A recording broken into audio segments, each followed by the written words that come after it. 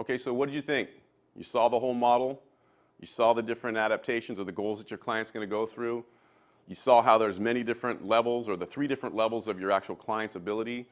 You saw the 3 different training styles. And so what we're doing, hopefully what you caught on to is this is pretty cool because there's a lot of different ways to train. There's a lot of different levels of clients and they all have different goals. And so I'm hoping now that you see the power behind this because we took a lot of time to figure out, what's going to really make you successful? How is this really going to benefit you to make you the best that you can be without putting so much stress and so much pressure on you right at the beginning of your career to get all this stuff done and figure out your client and then write a program and make sure it's the best program that it could possibly be. What we wanted to do is say, okay, wait a second, we're going to give you the tools. We're going to give you the tools to say, here is what your client may be looking for, and here are different programs that you can actually use for them. We're going to give you the program.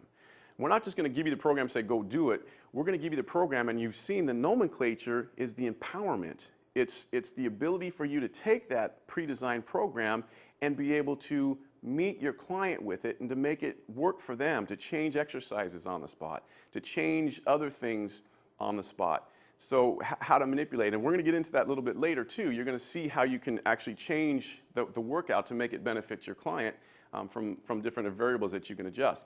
But the important factor is that you see now that there's a whole lot of information that is right there in your hand that you don't have to try to create and figure out yourself. Okay, you got that? All right, great. Now in this next part, what we're going to do is you've seen the model, and we've talked about the different programs. Now I want to walk you through, in this section, we're going to go through the actual template. So each one of your programs that you print out for your client is going to have a template. It's going to be involved in a template. So what you're going to see here on this particular slide is the template. Now don't worry about all the information that's filled in because that's just extracurricular information. What I want you to look at is the format. So you have basically 3 main boxes. The top box is your movement preparation. That's essentially your warm-up. But within each one of those boxes, there's going to be information that we're going to talk about. And that's what this presentation is going to do. It's going to walk through all the different topics. It's going to give you the information on that. So if you look in this particular slide, what you'll see is in the blue circles is there's the SMR, which is self-myofascial release. A lot of times it's used with foam rolling. So we're going to have a lecture, we're going to have a presentation on the foam rolling or self-myofascial release, what it is, how it works, and then some quick examples of it, why it's important. Then we're going to get into some stretching. We're going to talk about stretching, what it is. And you've already seen a little bit of that, but what it is, some new twists to it, no pun intended, on how it works and different variances that you can use.